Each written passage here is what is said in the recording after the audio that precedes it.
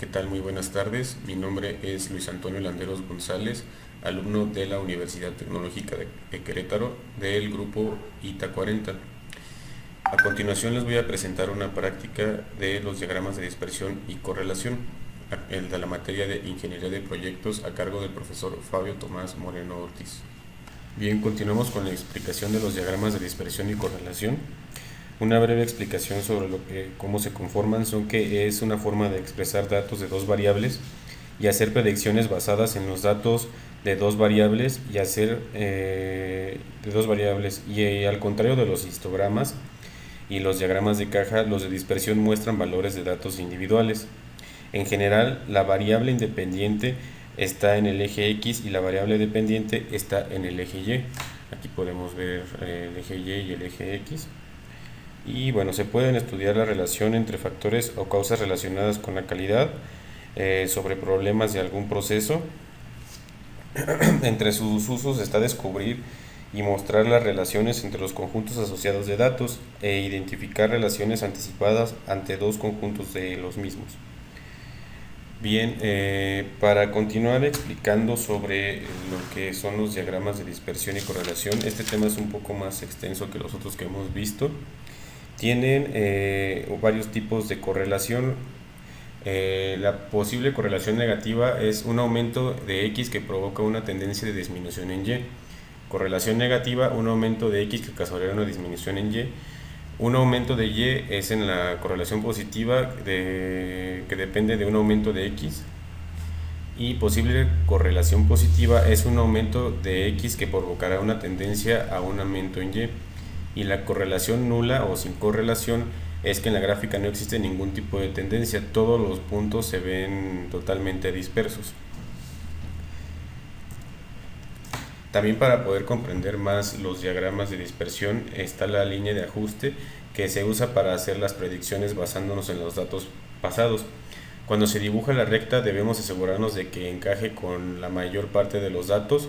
Si hay un punto que está por encima o muy por debajo respecto a los demás, debemos dejarla fuera de la recta. O sea que en este caso para la línea de ajuste vamos a tener que dibujarla más exacto en medio de todos los puntos.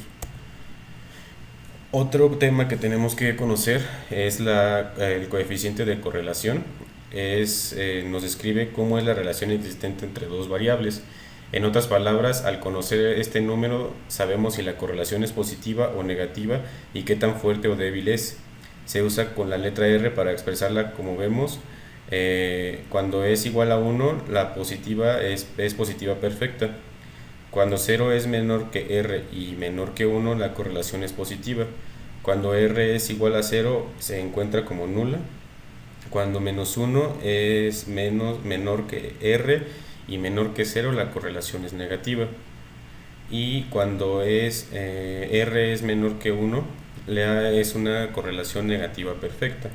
Aquí podemos observar unos ejemplos sobre lo que les estoy comentando. Aquí cuando es negativa perfecta, cuando es una correlación negativa, cuando es una correlación positiva, cuando es una correlación positiva perfecta y cuando es nula.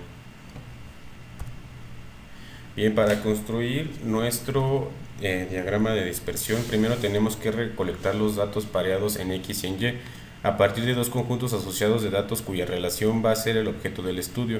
Es conveniente contar con 30 pares de datos aproximadamente para que se pueda observar bien la correlación que existe, ya que si tenemos muy pocos datos es muy difícil que nos dé una correlación.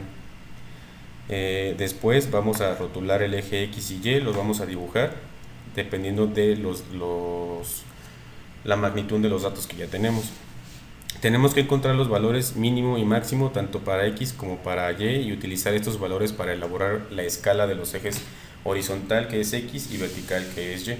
Ambos deben tener aproximadamente la misma magnitud, es lo que les comentaba, empezar a verificar qué magnitud tienen los datos para poder dibujarlo y ponerle los valores al eje X y Y. Después vamos a plotear los datos pareados en X y Y. Cuando haya dos pares de datos que tengan los mismos valores, dibujar círculos concéntricos al punto ploteado o plotear el segundo punto a una corta distancia. Esto para evitar confusiones. Examinar la forma de la nube de dos puntos para descubrir los tipos y las fuerzas de las relaciones. Podemos ayudarnos con lo que les comentaba de la relación. Y cuando hablamos de una relación entre dos tipos de acciones, nos referimos a una relación de causa y efecto, a una relación entre una causa y la otra, o a una relación entre una causa y dos más causas. Bien, aquí podemos observar la ecuación que les comentaba hace un momento, la ecuación de la correlación. Y bueno, aquí todo este ejemplo está basado en Excel. Aquí podemos ver la fórmula para que nos den los valores. Tenemos que poner la matriz 1 y la matriz 2, que en este caso la matriz 1 sería el rango de la celda de la primera celda y sus valores, y el segundo rango y la celda y sus valores. Aquí tenemos un pequeño ejemplo de cómo ingresarlo. Tenemos nuestras dos matrices de datos y podemos ponerlo con esta fórmula que está aquí. En el caso de que la columna 1 estuviera en la columna A y la columna 2 en la columna B. Para finalizar este video vamos a ver un pequeño ejemplo. Primero vamos a tener que definir bien la situación la cual vamos a analizar. En este ejemplo es que una litográfica está abriendo una nueva área de producción para la impresión de pósters. Y bueno, está que en este momento se encuentra haciendo todos los ensayos y pruebas para terminar la cantidad de tinta de cada color que deberán tener las máquinas. Como prueba inicial ha decidido establecer la relación de errores de impresión según el grado de llenado de los recipientes de tinta de la máquina. Ya que tenemos definida la situación, vamos al siguiente paso. Las variables al estudiar para este ejemplo de gráfico de dispersión en calidad son la cantidad de tinta en litros y el número de errores de impresión. En el siguiente paso comenzamos a recolectar las variables. En nuestro caso, el departamento de control de calidad hace 50 corridas o pruebas durante 5 días continuos.